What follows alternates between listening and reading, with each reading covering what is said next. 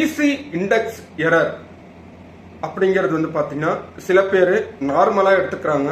But அது நார்மலாக எடுத்துக்காதீங்க அப்படிங்கிறதுக்கு ஒரு ரீசன் இருக்குது. அதை நான் என்னங்கிறது நான் இப்போ சொல்கிறேன்.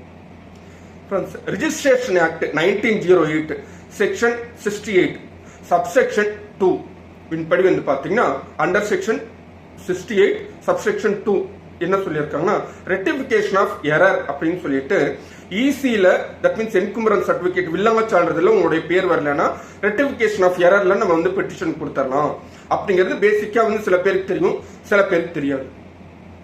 பட் ஒன்ஸ் வந்துட்டு நம்ம ரெக்டிஃபிகேஷன் ஆஃப் எரர் வந்து கொடுத்துட்டோம், பெட்டிஷன் கொடுத்துட்டோம், அதனால சால்வ் ஆயிரும் அப்படின்னு சொல்லிட்டு சில பேர் நினைச்சிட்டு இருப்பீங்க. பட் சில பேருக்கு இதுல சால்வ் ஆகும் இந்த ஸ்டெப்ல, சில பேருக்கு சால்வ் ஆகாது. இதுல பிராக்டிக்கலி நான் பார்த்த ஒரு விஷயம் என்னன்னா, இதே மாதிரி ரிஜிஸ்ட்ரேஷன் ஆக்ட் 1908 செக்ஷன் 68 சப்செக்ஷன் 2ல வந்து பாத்தீங்கன்னா ரெக்டிஃபிகேஷன் ஆஃப் எரர் எஸ்ஆர்ட்ட கொடுத்தாச்சு. மோர் தென் ஒரு 1 month ஆயிருச்சு. ஸோ ஆஃப்டர் தட் நாங்கள் வந்துட்டு டிஆர் கிட்ட வந்துட்டு நாங்கள் இதனுடைய ரீசன் வந்து கேட்க போயிருந்தோம். அப்போ வந்து பாத்தீங்கன்னாக்க டிஆர் வந்து சொல்றாரு, இப்ப சொல்ற விஷயம் தான் ஷாக்கிங்கான விஷயம், அதை தெரிஞ்சுக்கோங்க. அப்ப வந்து உங்களுக்கு ஈஸி இண்டெக்ஸ் வந்துட்டு பெரிய பிரச்சனைங்கிறது இப்ப தோணும். என்ன சொன்னாரு அப்படின்னு பாத்தீங்கன்னா, சார் இந்த ப்ராப்பர்ட்டியில வந்து பாத்தீங்கன்னா ஆல்ரெடி டபுள் டாக்குமெண்டேஷன் நடந்திருக்கு. தட் மீன்ஸ் ஒரு இடம் ஒண்ணுதான், ஆனா அதுக்கு வந்து பத்திரங்கள் 2 நடந்திருக்குது. பட் நம்ம கிளைண்ட் என்ன வந்து பண்ணியிருக்காருன்னா, நம்ம போலவே வந்துட்டு நார்மலா ஒரு அசட் வந்து வாங்கியிருக்காங்க. வாங்கிட்டு ஆஸ் யூஷுவல் நம்ம வந்து பீரோ லாக்கர்ல வைப்போம் இல்லைங்களா பத்திரத்தை, அது மாதிரி வச்சுட்டு அவங்களுக்கு உண்டான day to day activity that means work business அந்த மாதிரி வந்து பண்ணிட போறாங்க.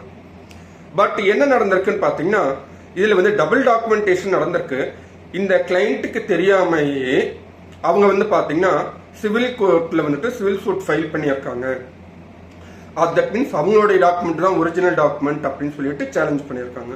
ஸோ அப்படி பண்ணும் பட்சத்தில் அந்த கேஸ் வந்து பாத்தீங்கன்னா கிட்டத்தட்ட ஒரு 2-3 years போயிருந்திருக்குது.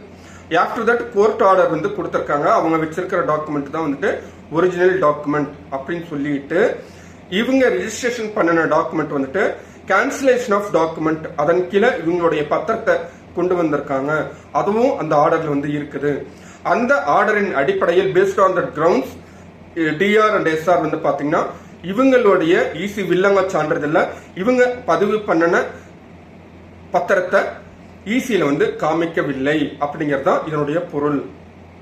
எல்லா ஈசி இண்டெக்ஸ் எரருமே வந்து பாத்தீங்கன்னா பேர் வரல அப்படின்னா அது மிகப்பெரிய பிரச்சனை. அதை ஃபர்ஸ்ட் தெரிஞ்சுக்கோங்க. பத்திர நம்பர் மாறி இருக்கு, இயர் வந்து மாறி இருக்கு, அதெல்லாம் வந்து பாத்தீங்கன்னா மைனர் இஷ்யூஸ் தான். பட் ஒன்ஸ் வந்து பாத்தீங்கன்னா நம்மளுடைய பேரே வரல அல்லது நம்ம ரிஜிஸ்ட்ரேஷன் பண்ணின டாக்குமெண்ட் நம்பரும் இயரும் வரல அப்படிங்கிற பட்சத்தில் இதெல்லாம் வந்து பாத்தீங்கன்னா மேஜர் லிட்டிகேஷன் அப்படிங்கறத தெரிஞ்சுக்கோங்க. ஸோ ஈஸியில வந்து பாத்தீங்கன்னா உங்களுடைய பேர் வர மாதிரி பண்ணிக்கோங்க. இன்னொன்னு முக்கியமான விஷயம் சொல்றேன். நிறைய பேர் வந்து பாத்தீங்கன்னா சொத்து ப்ராப்பர்ட்டி வாங்கும்போது ஈஸி எடுக்கிறீங்க, ஈஸியில இருக்கக்கூடிய டாக்குமெண்ட்ஸ் என்னென்ன அதை மட்டும் copy of the document seller கிட்ட இருந்து வாங்கிட்டு அதை மட்டும் படிச்சு பார்த்துட்டு நீங்களே வந்துட்டு லீகல் ஒப்பீனியன் வச்சுக்கிறது அல்லது வந்துட்டு அட்வொகேட் கிட்ட கொடுத்து லீகல் ஒப்பீனியன் வாங்கி வச்சுக்கிறீங்க. இதுல தெரியாத இன்னொரு விஷயம் இருக்கு. இதெல்லாம் வந்துட்டு ஈஸியில வராது. என்னென்னு பாத்தீங்கன்னா பயிர் கடன் சொல்லிட்டு ஒண்ணு இருக்கு. அதுக்கு வந்துட்டு நீங்க பத்திரம் வந்து கொடுக்கணும்னு அவசியம் கிடையாது, பட்டாவுடைய ஜெராக்ஸ் கொடுத்தீங்கன்னா கிடைச்சிடும். அதே மாதிரி வந்து பாத்தீங்கன்னா ஃபார்மர்ஸ் லோன் விவசாய கடன் இருக்கு, பேங்க்ல நிறைய பிரைவேட் பேங்க்லயும் இதெல்லாம் இருக்கு. அதுல வந்து பாத்தீங்கன்னா அதுலயும் வந்து பாத்தீங்கன்னா நீங்க பட்டாவுடைய ஜெராக்ஸ் வந்து கொடுத்தா போதும், உங்களுக்கு வந்து லோன் கிடைக்கும். கோல்டு லோனு பயிர்க்கடன் கீழ் வைக்கணும், அப்ப வந்து வட்டி வந்து குறைவு அப்படிங்கிற பட்சத்தில் அங்க பட்டா ஜெராக்ஸ் மட்டும் கொடுத்தா போதும். கார் லோன் வாங்குறோம், இந்த ப்ராப்பர்ட்டி வீடு மட்டும் தட் மீன்ஸ் ஹவுஸ் ப்ராப்பர்ட்டியோடைய ப்ராப்பர்ட்டி டாக்ஸ் கட்டினது பட்டா ஜெராக்ஸ் இது மட்டும் கொடுத்தா போதும் சார் அப்படின்னு சொல்லுவாங்க. ஸோ இந்த இதெல்லாம் வந்து பாத்தீங்கன்னா உங்களுக்கு ஈஸியில என்ட்ரி வராது. பட் இதுல எல்லாம் வந்து பாத்தீங்கன்னா அந்த கிளைண்ட் உங்களுக்கு லேண்ட் சேல் பண்ணக்கூடிய நபர் அவங்க வந்து பாத்தீங்கன்னா இந்த மாதிரியான லோன்கள் வந்துட்டு ரீபேமெண்ட் பண்ணவில்லை அப்படின்னாக்க அதை வந்து அட்டாச்மெண்ட் ஆஃப் ப்ராப்பர்ட்டியில பண்ணிடுவாங்க, கோர்ட் அட்டாச்மெண்ட்ல இருக்கும். அப்போ ப்ராப்பர்ட்டி அட்டாச்மெண்ட் பண்ணின ப்ராப்பர்ட்டியை நீங்க வாங்கி நீங்க உங்களுக்கு தெரியாது பை நார்மலி யாருக்கும் தெரியாது. ஸோ பட் இதெல்லாம் இருக்குங்கிறத தெரிஞ்சுக்கோங்க. தெரியாது, அவங்க ரெஜிஸ்ட்ரேஷன் பண்ணிடுவாங்க.